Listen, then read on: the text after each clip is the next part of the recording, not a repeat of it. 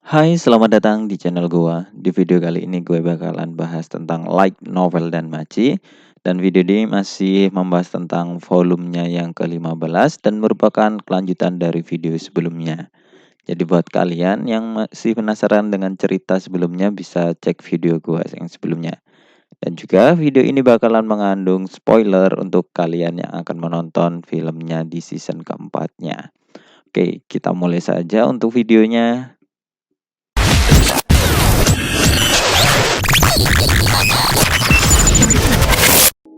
Sejak kecil, Welf membenci Party karena penghinaan yang akan selalu dia terima di dalam party itu. Party yang saat ini dia gabung juga tidak terkecuali. Seorang anak laki-laki seusianya dari keluarga yang kuat menghinanya karena menjadi seorang Krozo. Welf tidak menyukai Party juga karena tidak ada yang benar. Sekalipun orang bersikap ramah terhadapnya, maka di dalam hati mereka selalu berusaha untuk menguasai orang lain. Namun, Marius datang membantu Welf menghukum anak laki-laki yang menghina Welf. Meskipun saat ini dia baru berusia 12 tahun, Marius sudah lebih dewasa. Bocah itu terkejut sesaat setelah kemudian mulai menjelaskan kepada Marius bahwa itu semua adalah kesalahan Welf karena bergabung dengan Party. Bahkan lebih jauh lagi menyebutkan bahwa Welf lah yang berkelahi dengan mereka tanpa menyadari tempatnya. Welf mengabaikan hinaannya meskipun dia tidak bisa mengendalikan diri dan meninju bocah itu ketika dia menghina pekerja logam dengan menyebutnya bermain dengan logam. Dua teman bocah itu bergabung dalam pertarungan, sementara Marius tidak melakukan apapun untuk menghentikan Welf karena dia terlalu sibuk berusaha menyembunyikan tawanya. Keesokan harinya, Welf berada di taman belakang bersama Phobos yang tertawa terbahak-bahak setelah mendengar apa yang dilakukan malam sebelumnya. Ibu Welf sibuk mencarinya di dalam mansion, jadi dia bersembunyi di sini untuk menghindari ceramah. Phobos berkata bahwa akan jauh lebih menarik jika keluarga Krozo terdiri dari orang-orang seperti Welf.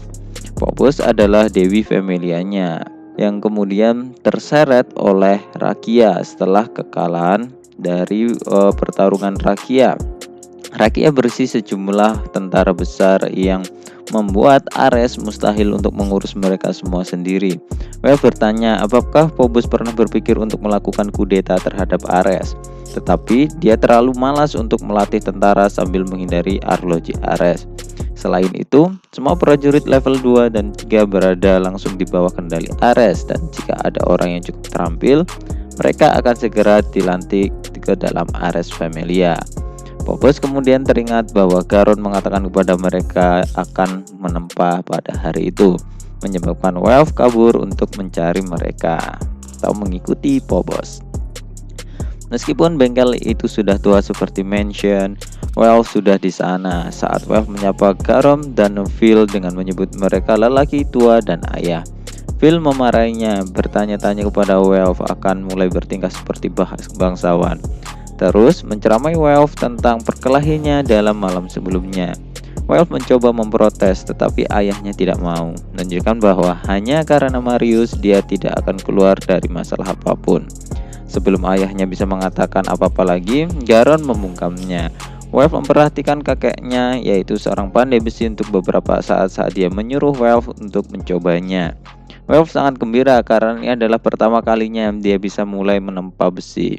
Saat Welf menempa, dia tidak pernah mengira bahwa mimpinya membuat senjata lebih baik dari pedang ajaib Krozo bersama kakek dan ayahnya saat ini yang dia cita-citakan tidak akan pernah terwujud. Hari yang menentukan akhirnya datang pada ulang tahun ke-10 Welf. Pada hari itu, Welf menerima Falna dari Phobos. Garon telah membuatnya menunggu sampai ulang tahun ke-10 sehingga Welf bisa mempelajari usaha yang diperlukan untuk menjadi seorang penempa atau smith sebelum diberikan Falna. Begitu Welf selesai, Phobos dan Krozo lainnya menatap skill yang terdaftar di Krozo Blood di punggung Welf. Mendapatkan ide setelah melihat itu, Phobos menyuruh Welf membuat pedang ajaib. Welf mengatakan bahwa dia tidak bisa membuatnya karena Krozo dikutuk, tetapi Welf tetap mencoba membuatnya. Setelah pedang ajaib selesai, Welf dan yang lainnya pergi ke padang rumput untuk menguji pedangnya. Semua orang kagum dengan kekuatan pedang yang benar-benar membakar rumput di sekitar mereka. Sementara yang lain gembira, Welf sendiri sedih dengan hasilnya. Begitu mereka kembali ke rumah besar mereka, keluarga Welf mengelilinginya, menyuruhnya membuat pedang ajaib Crusoe untuk mengembalikan kehormatan keluarga mereka. Welf menentang dan menolaknya, menyebabkan ayahnya menjadi memukulnya. Ketika Welf bertanya kepadanya tentang impian mereka untuk membuat senjata yang lebih baik daripada pedang sihir Crusoe, ayah Welf menyuruhnya untuk berhenti berbicara omong kosong dan menyebut Welf bodoh. Welf mencoba untuk mendapatkan dukungan dari Garon yang diam, meskipun Garon akhirnya menyuruh Welf untuk tetap membuat pedang ajaib. Hari itu Welf benar-benar memutuskan hubungan dengan anggota keluarganya yang lain. Malam itu, ketika Welf bersiap untuk melarikan diri, Phobos mengunjungi kamar Welf. Phobos meminta maaf atas semua situasi yang terjadi dan menawarkan untuk membantunya melarikan diri dari Rakia. Dia menyuruhnya untuk mengambil pedang sihir kedua yang dia ciptakan yang akan ditawarkan kepada raja. Welf setuju untuk bantuannya dan mereka memutuskan untuk melarikan diri keesokan harinya. Di ruang tahta, Ares memberitahu Martius bahwa seorang yang bisa membuat pedang sihir Crusoe telah muncul.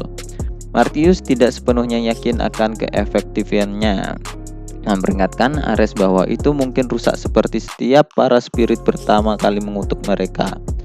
Marius mengawasi mereka dari samping dan kemudian meminta informasi lebih lanjut dari mata-mata itu. Setelah mendengar nama itu, Marius mengingatkan dari party setahun yang lalu. Namun, dia masih memerintahkan kesatria untuk ditempatkan di tembok benteng untuk berjaga. Malam berikutnya, Welf mulai melarikan diri. Valua memiliki total 4 tembok memisahkan keluarga kerajaan dan bangsawan militer dan rakyat serta orang luar. Welf dengan mudah melewati 2 dinding pertama berkat Phobos, meskipun dia telah berada di dinding ketiga saat ini.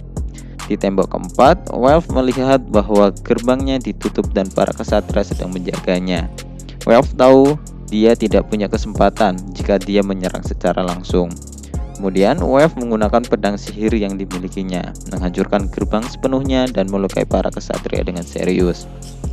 Saat Welf melewati gerbang yang hancur, dia kemudian mempertanyakan cara membuat pedang sihir. Welf mencapai daerah berhutan tidak jauh dari Valua. Begitu dia tiba, Phobos muncul dari dalam. Dia kemudian memperbarui status Welf dan juga memodifikasinya sehingga Welf dapat mengkonversi ke familia manapun yang dia inginkan kemudian. Phobos mengatakan bahwa darahnya akan tetap ada di dalam Welf yang disamakannya dengan saat pertama kali diambil, menyebabkan Welf mengatakan padanya untuk tidak mengatakan hal-hal aneh. Phobos memberitakan Welf bahwa dia yang akan bertanggung jawab atas semuanya dan mengetahui Ares.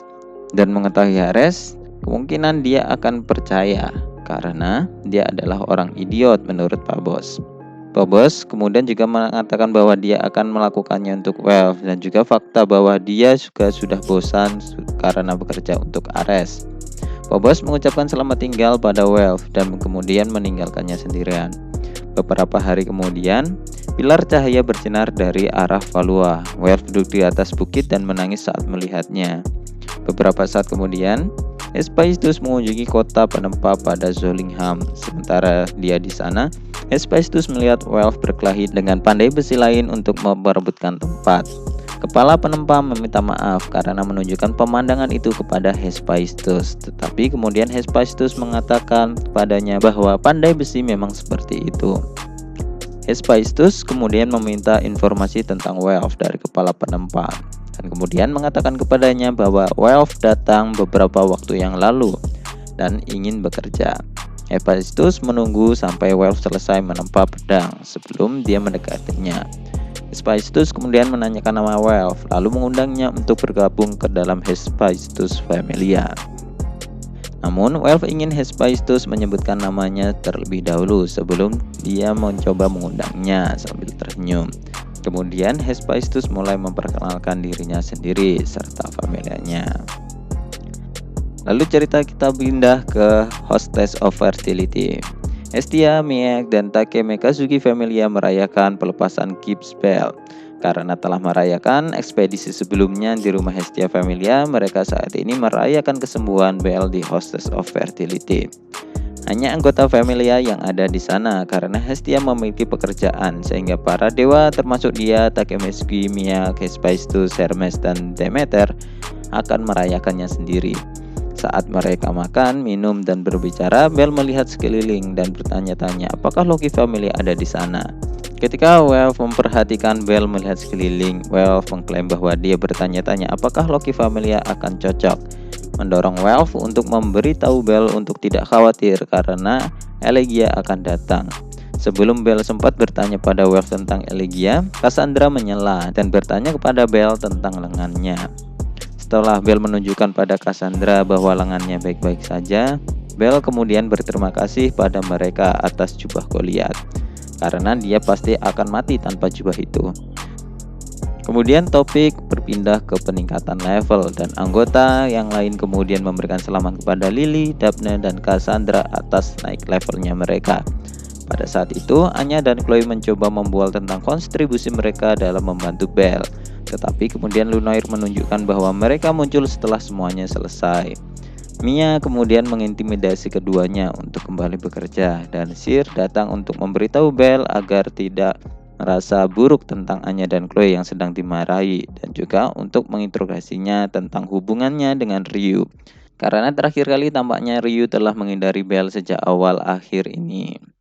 Bel segera mulai berkeringat dan bertanya-tanya apa yang harus dia lakukan.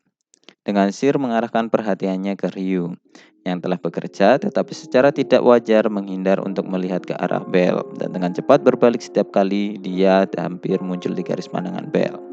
Bahkan ketika Mia memerintahkan Ryu untuk membawa barang-barang ke meja Bel, dia tidak bisa mengobrol dengannya.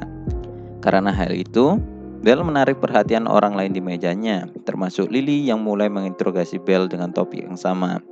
Bel menelusuri ingatannya, mencoba memikirkan bagaimana dia membuat Ryu marah, dan bertanya-tanya apakah dia salah paham ketika dia berpikir mereka bisa saling mengenal lebih baik. Segera setelah itu, Sir dengan ringan memukul kepala Bel dengan nampan kayu dan kemudian kembali bekerja. Dengan Bel memperhatikan bahwa dia tampak marah yang tidak seperti biasanya. Di sekeliling meja, orang lain memiliki reaksi yang berbeda-beda terhadap berita tersebut. Beberapa dari mereka tampaknya menyadari apa arti ucapan yang dikatakan oleh Bel.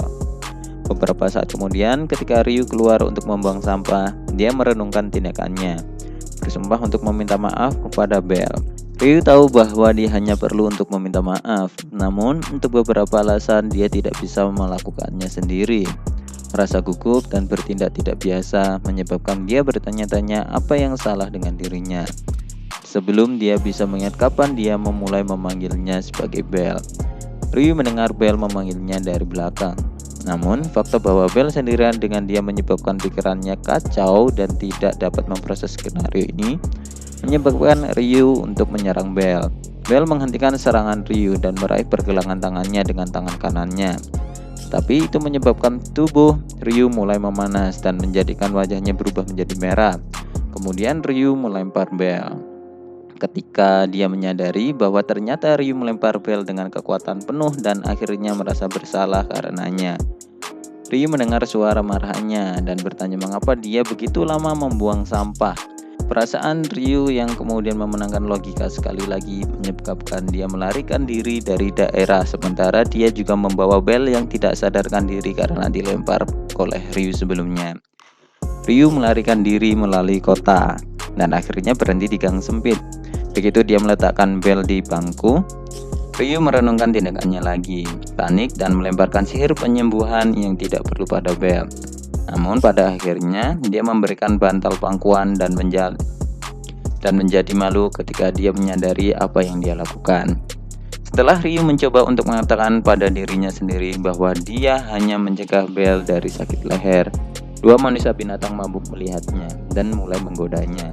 Meskipun dia segera mengintimidasi mereka dan mengancam untuk melupakan apa yang mereka lihat. Setelah mereka pergi, Ryu terus berkomentar bahwa ada yang salah dengan dirinya. Percaya bahwa dia sama buruknya dengan sebelumnya. Hanya menyentuh rambut Bel bisa menyebabkan dadanya menjadi gila.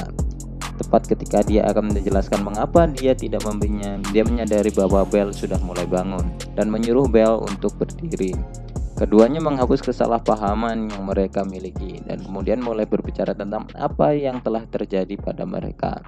Akhirnya Bel bertanya apakah Ryu akan memberitahu tentang Astrea Familia, dan Ryu kemudian akhirnya menyetujui untuk menjawab permintaan Bel. Di masa lalu di hutan Ryu Miliwa tempat Ryu tinggal, Ryu adalah anggota keluarga yang juga merawat pohon suci. Karena itu, sejak dia lahir dia menerima pelatihan tempur. Bahkan jika mereka tidak memiliki Valna, mereka masih mampu mengusir monster di permukaan menggunakan pedang atau busur dan anak panah. Suatu hari, Ryu dan anggota keluarganya mengusir sekelompok pedagang untuk memasuki hutan mereka. Begitu mereka kembali ke rumah, orang dewasa mengejek mereka, menyebut mereka kotor dan jelek. Seiring waktu berlalu, Ryu mulai berpikir bahwa peri yang cantik adalah yang paling jelek dari semua orang. Tidak peduli seberapa banyak dia mencoba untuk melupakannya, begitu dia mulai memikirkannya, pikiran itu tertanam kuat di dalam benaknya. Akhirnya Ryu memutuskan untuk meninggalkan hutan elf dan membawa Beji Sirius bersamanya untuk mendapatkan uang. Begitu Ryu meninggalkan hutan, dia berjalan ke Orario, berpikir bahwa dia bisa berteman di mana setiap ras berbaur bersama. Namun bahkan di sana Ryu terus menolak orang. Dia bisa saja mencoba mendapatkan bantuan dari peri lain, tetapi pikirannya mencegah untuk melakukannya. Ryu mulai mengenakan pakaian yang menutupi seluruh tubuhnya bersama dengan topeng. Seiring berjalannya waktu, dia mulai percaya bahwa dia meremehkan orang lain.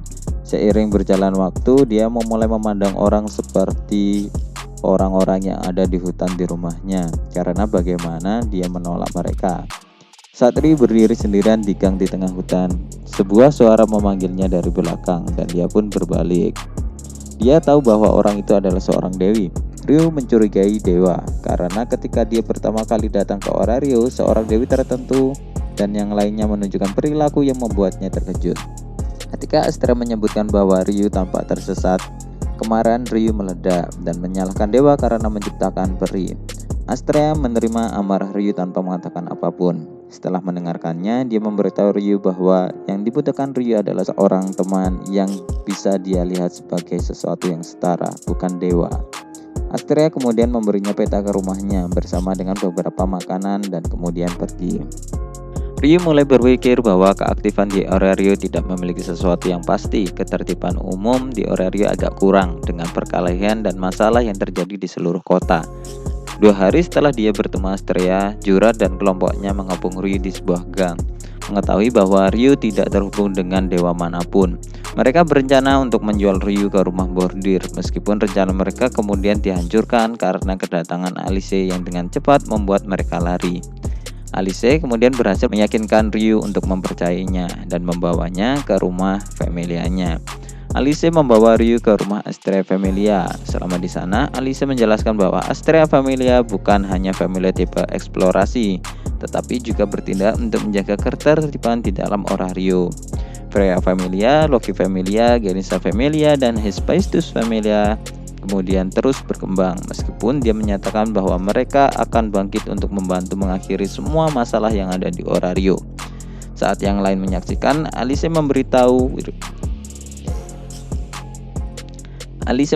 Ryu bahwa mereka membutuhkan teman untuk mencapai tujuan ini dan bertanya kepada Ryu apakah dia mau bergabung dengan mereka. Ryu kemudian setuju untuk bergabung dengan Astrea Familia dan kemudian dia diberi Valna oleh Dewi Astrea.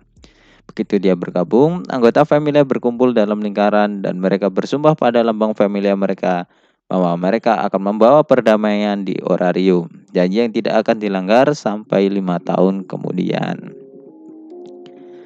Cerita kemudian berpindah ke dalam kediaman Hestia Familia. Status Mikoto dan Haruhime diperbaharui oleh Hestia. Mikoto dan Haruhime sama-sama memperoleh keterampilan baru. Namun Hestia tidak menambahkan keterampilan pada Mikoto karena mengatakan bahwa itu membuatnya takut. Karena tampaknya keterampilan itu adalah keterampilan untuk mengorbankan diri. Kemudian Bell, Lily, Welf, dan Haruhime bertualang ke lantai 3 di dalam dungeon untuk berlatih bertarung dan melawan goblin dengan peralatan mereka. Karena kurangnya pengalaman, Haruhime gagal total, tersandung selama serangannya dan membiarkan sekelompok goblin memukulinya. Kemudian hal ini memaksa Lily untuk menyelamatkan Haruhime. Lily secara sukarela bertanggung jawab atas perolehan pengalaman Haruhime.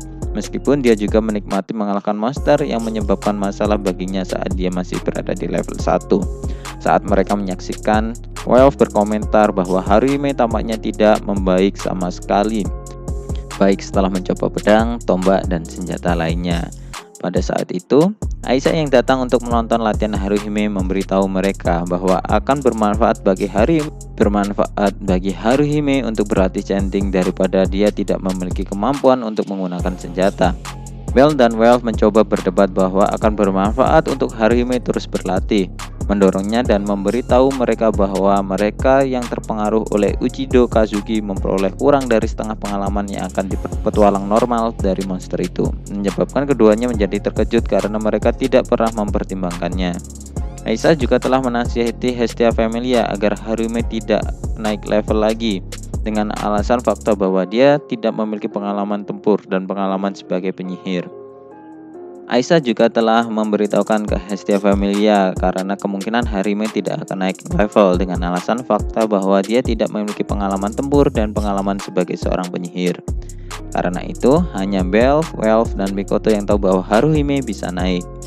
Mereka tidak memberitahu Haruhime sehingga dia tidak akan ditekan sebanyak itu untuk mencoba untuk naik level. Dan mereka tidak memberitahu Lily agar dia merasa nyaman untuk naik level. Meskipun Aisyah mengakui chanting Haruhime, dia tidak akan menganggapnya sepenuhnya matang sampai dia menangani semuanya sendiri dalam sebuah pertempuran.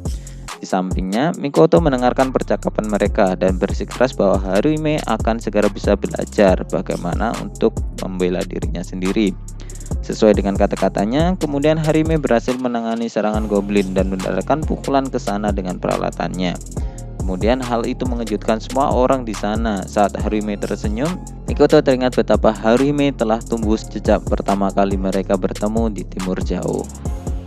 Kemudian cerita kembali ke masa lalu Mikoto dan Haruhime. 10 tahun yang lalu, Mikoto dan yang lainnya membawa Haruhime ke kuil untuk bertemu dengan Takeme Kazuki dan dewa lainnya, yang kemudian berterima kasih atas pertimbangannya. Ketika Haruhime mengetahui tentang kuil tersebut, dia meminta ayahnya untuk mengirimkan makanan untuk membantu mereka. Ketika anak-anak lain berkerumun di sekitar Haruhime untuk bermain dengannya, Mikoto pergi ke Tsukuyomi sebagai gantinya. Bertanya mengapa Haruhime tidak tampak bahagia, yang dijawab oleh Dewi bahwa dia mungkin merasa bersalah karena memiliki kehidupan yang diberkati dibanding dengan orang-orang miskin dan yatim piatu. Mikoto terkejut, kemudian khawatir dia akan mempersulit Haruhime. Namun Tsukuyomi menambahkan bahwa itu adalah kebaikan dan kelemahan Haruhime. Dan oleh karena itu, Mikoto dan lainnya harus melindungi Haruhime. Sejak hari itu, Haruhime sering mengunjungi kuil untuk bermain dan juga membantu di sana. 10 tahun kemudian, Mikoto terkejut ketika Haruhime mengatakan bahwa dia akan bekerja sebagai maid di Hestia Familia. Mikoto menawarkan agar pekerjaannya dibagi di antara anggota Familia. Meskipun demikian, Haruhime menolak dan menyatakan bahwa orang-orang selalu menjaganya, jadi dia akan membalas budi dan bahwa dia akan menjadi lebih mandiri. Namun bertentangan dengan ekspektasi Mikoto yang tinggi, Haruhime terus gagal dari pekerjaannya sebagai maid. Melihat ini, Welf bertanya kepada Haruhime apakah ada sesuatu yang dia sukai, yang menyebabkan Haruhime menawarkan untuk menggunakan teknik yang dia pelajari sebagai pelacur dalam pelatihan. Meskipun dia memohon kepada Welf untuk mengizinkannya menghabiskan malam dengan Bell terlebih dahulu. Welf secara alami menolak karena dia hanya tertarik pada Hephaestus. Terlepas dari itu, Hestia dan Lily yang mendengar itu salah memahami situasi dan menuduh Welf meminta Haruhime untuk melakukan sesuatu seperti layanan seksual. Terlepas dari kesalahan Haruhime yang tak terhitung jumlahnya, Mikoto terkejut bahwa dia tidak pernah putus asa. Setelah memikirkan apa yang bisa dia lakukan untuk membantu Haruhime, kemudian Mikoto meminta Bell untuk mengajari Haruhime sebagai maid yang baik. Karena bekerja sama dengan pria yang dicintainya akan membuat Haruhime berusaha tampil baik di hadapannya. Sebulan kemudian, Haruhime menjadi lebih baik dalam pekerjaannya, terlepas dari kesalahannya yang berasal dari pengalaman bersama Wayne. Haruhime menjadi bersemangat bekerja dan mulai belajar bagaimana menjadi pendukung dari Lily. Sekitar waktu ekspedisi pertama Hestia Familia, Lily semakin mempercayai Haruhime dengan pekerjaan. Dan setelah ekspedisi itu, Mikoto merasa Lily sedang melatih Haruhime sebagai penggantinya jika terjadi sesuatu. Mikoto juga melihat Haruhime melatih sihirnya dengan Aisyah di perpustakaan rumah dan seni bela diri dengan Takeme Kazuki. Usahanya akhirnya terbayar setelah pertempuran dengan Abesbaina. Terkadang setelah Bel kembali dari ekspedisi, Bel terbangun di tengah malam hari. Kemudian menggerakkan tangannya ke pinggangnya seolah dia akan mengeluarkan pisaunya dan akan bertarung. Setelah ekspedisi, Bel mengalami kesulitan tidur. Diingatkan apa yang telah terjadi di masa lalu ke dalam mimpinya lagi. Segera setelah Harime mengetahuinya, Harime kemudian mengetuk pintu Bel, menawarkan untuk membacakan cerita pahlawan untuk membantu Bel tidur. Di sisi lain pintu Bel, Mikoto juga mendengarkan cerita. Setelah bangun dan mengikuti Harime yang menyelinap keluar dari kamar mereka, dia melihat Hestia setengah terjaga dan berencana tidur dengan Bel untuk menghiburnya. Dan kemudian Mikoto menipu Hestia kembali ke kamarnya sendiri dan mencegahnya mengganggu Bel dan Harime. Saat Mikoto membimbing Hestia kembali ke kamarnya, dia berharap dia bisa terus mendukung Haruhime. Dan cerita berpindah lagi. Di dungeon, seorang petualang Edgar bertanya kepada Bel apakah dia akan membalas dendam untuk rekannya Sally yang sudah mati. Petualang itu memegangi rekannya yang sudah meninggal, seorang petualang wanita yang ada di tangannya. Para petualang dan kelompoknya memelototi lorong di mana dua mata menatap mereka. Bel berasumsi bahwa mereka telah mengalami situasi yang tidak biasa di dalam dungeon dan mencoba melarikan diri, di mana kemudian kelompok Bel membantu mereka melarikan diri. Petualang itu tahu bahwa dia salah dalam menyimpan dendam terhadap monster itu. Namun kemudian dia tetap meminta Bel untuk mengalahkan monster itu. Saat wanita itu meninggal, Bel melihat pria itu menangis yang membuatnya tercengang dan menyebabkan pikirannya kosong. Namun Bel tahu dia harus mengalahkan monster itu. Dan ketika Lily, Welf, Mikoto, dan Haruhime memperhatikan, Bel lari untuk menghadapi monster itu. Karena dungeon, banyak orang tewas di Orario. Namun jika seorang melihatnya dari sudut pandang monster, mereka dibantai hanya untuk keserakan para petualang itu sendiri. Sementara manusia menolak untuk mengakui hal ini dan diasumsikan bahwa setidaknya para dewa akan memikirkannya. Semuanya telah diputuskan saat monster muncul dari dungeon dan mulai menyerang dunia. Jika semua rasa sakit berasal dari monster yang keluar dari ruang bawah tanah di dalam dungeon, Ais cenderung percaya bahwa monster harus menanggung kebencian dan kemarahan rakyat. Ada area gelap di sekitar Ais. Ais mendengar suara-suara. Beberapa terdengar seperti orang yang dia kenal, sementara yang lain tidak dia kenal. Tangan yang tak terhitung jumlahnya terulur dari kegelapan sambil memohon kepadanya. Dia tahu bahwa itu adalah suara orang-orang yang telah lewat dan bahwa itu juga keinginan orang-orang di masa depan. Ais mulai menatap telapak tangannya dan perlahan mengangguk. Sama seperti yang dilakukan orang lain sebelumnya, dia memutuskan untuk menunjukkan tekadnya melalui senjatanya. Pada saat itu kemudian mimpi Ais berakhir dan dia mulai terbangun. Melihat sekeliling, dia menyadari bahwa dia telah tertidur di kamarnya sendiri setelah kembali dari mempertahankan senjatanya. Melihat putus asa ke pedangnya dan kain lap di sebelahnya, dia mengingat kembali kenangan dari mimpinya. Dia ingat bahwa dia telah menerima tangan itu seolah-olah hanya itu yang dia tahu bagaimana melakukannya. Ais bangkit dari tempat tidurnya, kemudian meletakkan kembali pedangnya di sarungnya dan hendak menutup jendela ketika dia menyadari bahwa di Orario gelap. Setelah melihat-lihat kota selama beberapa saat, dia menyadari bahwa itu adalah Elegia, yang membuatnya percaya bahwa itu adalah alasan dia memiliki mimpi seperti itu. Bel dan yang lainnya kembali ke permukaan setelah monster itu telah terbunuh. Meskipun telah membunuh monster itu, Bel tidak memiliki perasaan ingin membalas dendam atau memiliki misi. Bel percaya bahwa dia ingin menghentikan lebih banyak kesedihan yang terjadi. Setelah dia mengalahkan monster itu, petualang yang memintanya untuk melakukannya berterima kasih padanya dengan wajah berlinang air mata. Dalam perjalanan kembali ke permukaan, Hestia Familia membantu para petualang membawa tubuh petualang yang sudah mati ke permukaan. Ketika mereka mencapai permukaan, petualang itu duduk di samping tubuh dari mayat rekan mereka dan dia berhenti bergerak. Beberapa petualang melirik terhadap mereka dan berbagai emosi ke arah mereka. Akhirnya, Lily dan yang lainnya mendorong Bel untuk meninggalkan mereka sendiri karena tidak ada lagi yang bisa mereka lakukan. Saat mereka meninggalkan Babel, Bel memperhatikan dekorasi di Central Park. Pilar kayu telah didirikan di seluruh area dengan tali yang dipasang di antara mereka untuk menggantung spanduk dan bunga. Selain itu, semua lampu batu ajaib telah dimatikan dan lilin kecil digunakan untuk menghentikannya. Lily dan Welf ingat bahwa itu adalah elegia, menyebabkan Belle bingung dan bertanya tentang apa itu. 4 anggota party yang lain menjelaskan kepada Belle bahwa elegia adalah hari untuk meratapi pahlawan yang mati yang melawan monster di zaman kuno, dan juga merupakan perayaan untuk memuji upaya para pahlawan tersebut. Saat Belle memperhatikan, Lily menambahkan bahwa orang-orang berpakaian putih akan berkeliling mengunjungi setiap monumen pahlawan. Akhirnya akan kembali ke Central Park untuk menyanyikan lagu-lagu elegan. Elegia akan berlanjut hingga matahari terbit keesokan harinya. Lily melambangkan malam-malam gelap yang dilalui para pahlawan. Lilin melambangkan malam-malam gelap yang dilalui para pahlawan dan tidak seperti hari-hari lainnya. Kota di luar biasanya sunyi. Beberapa saat telah berlalu sebelum dia menambahkan bahwa elegia juga merupakan waktu untuk mengingatkan mereka yang telah meninggal di dalam dungeon. Setelah memikirkannya, Belle kembali memikirkan tentang para petualang dan bertanya-tanya apa yang mereka pikirkan tentang hal itu juga. Melihat cahaya dari lilin, Ais meninggalkan Loki Familia untuk berjalan-jalan, terganggu oleh mimpinya sebelumnya. Dia menggunakan pakaian putih dan mengikat rambutnya di belakang kepalanya, berjalan di sepanjang tepi jalan melawan arus orang. Lampu-lampu membuatnya mengingat wajah orang-orang yang pernah berpisah dengannya. Beberapa di antaranya adalah mantan anggota Loki Familia. Mengingatkan kematian mereka membawa kembali rasa sakit yang dia rasakan ketika mereka meninggal. Sementara beberapa orang mungkin berpikir bahwa petualang harus meninggalkan dungeon jika mereka merasa takut kehilangan orang lain.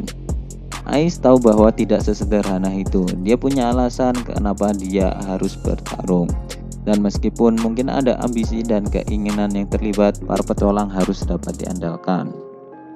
Saat Ais melamun, beberapa anak berlari ke arahnya. Anak-anak sangat senang mereka dapat berbicara dengan Ais, sang putri pedang, sampai seorang anak elf kemudian meminta Ais untuk mengalahkan sang naga hitam bermata satu.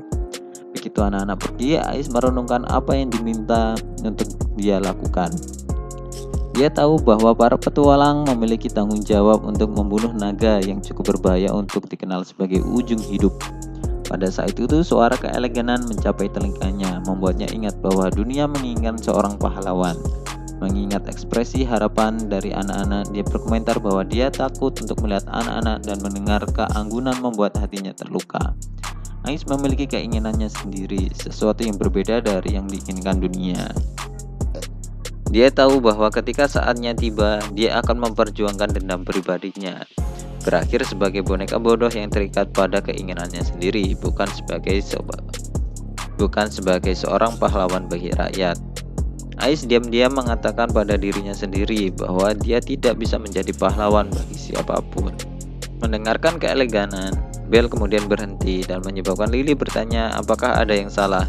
Belle menunjukkan bahwa para dewa juga bernyanyi, mencatat lagu-lagu Loki, Freya, Ganesha, Hermes, Hephaestus, dan Hestia. Mendengar lagu-lagu itu membuatnya teringat berbagai hal yang dikatakan kakeknya tentang dungeon. Belle berpikir bahwa dia akhirnya mengatakan kata-kata yang diucapkan kakeknya. Belle mengungkapkan keinginannya untuk menjadi pahlawan, tetapi juga merasa sedih. Anak laki-laki itu kemudian memutuskan untuk menawarkan bunga untuk mengingatkan peristiwa yang terjadi selama elegia. Sementara gadis itu memutuskan untuk menawarkan bunga agar tidak melupakan dirinya sendiri. Kemudian saat matahari terbit, Belle mengunjungi makam untuk mempersembahkan bunga di kuburan Celia. Ketika dia mengunjungi rumah Deliger Familia, Edgar memberitahunya bahwa dia telah dimakamkan di kuburan pertama. Jadi dia membeli bunga di toko pasangan tua itu dan pergi ke sana. Pemandangan kuburan putih yang tak terhitung jumlahnya membuatnya berpikir mendalam tentang kematian. Setelah meninggalkan bunga yang dibelinya di toko bunga tertentu, Belle teringat bahwa ini adalah kedua kalinya dia mengunjungi makam pertama. Karena yang pertama kali ketika dia pertama kali datang ke Orario, saat dia melihat monumen untuk memperingati pahlawan zaman dulu. Saat Belle melihat ke arah monumen yang memperingati pahlawan zaman dahulu, dia merasakan seseorang dan kemudian berbalik untuk melihat. Ternyata di sana ada Ais yang berjalan menuju ke arahnya. Belle kemudian menyebutkan namanya dan dia memperhatikan untuk pertama kalinya dan terkejut bahwa Ais ada di sana. Sinar matahari menyinari mereka dan Belle berpikir bahwa dia telah melihat Ais sedang menangis. Keduanya melakukan percakapan singkat dengan Ice menanyakan apakah Belle datang untuk meninggalkan bunga, sebelum Ice sendiri meninggalkan bunga di sebuah monumen tertentu dan menutup matanya.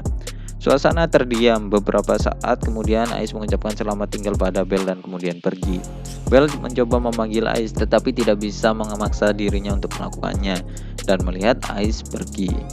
Belle kemudian pindah ke depan sebuah monumen yang Ice berikan bunga, yang merupakan monumen pahlawan Albert. Saat dia membaca nama Albert, Belle segera mengingat berbagai nama yang dia maksud. Akhirnya mengingat nama dari mercenary King Wettstein. Belle memperhatikan kesamaan antara nama Wettstein dan Wallenstein. Kecurigaannya mulai tumbuh di dalam hatinya bahwa Ice mungkin memiliki hubungan dengan Albert. Kemudian Belle berbalik dan menyaksikan Ice menghilang ke dalam cahaya pagi. Oke, sekian dari pembahasan untuk video ini, dan itu merupakan akhir dari cerita di Light Novel volume ke-15. Dan di video ini akan terus membahas Light Novel dan Danmachi di volume berikutnya. Jadi buat kalian yang ingin lanjut dengerin ceritanya di video ini, silahkan subscribe dan like juga jika kalian menyukai video ini, dan juga share ke teman kalian supaya channel ini terus berkembang. Oke, dan terima kasih and goodbye.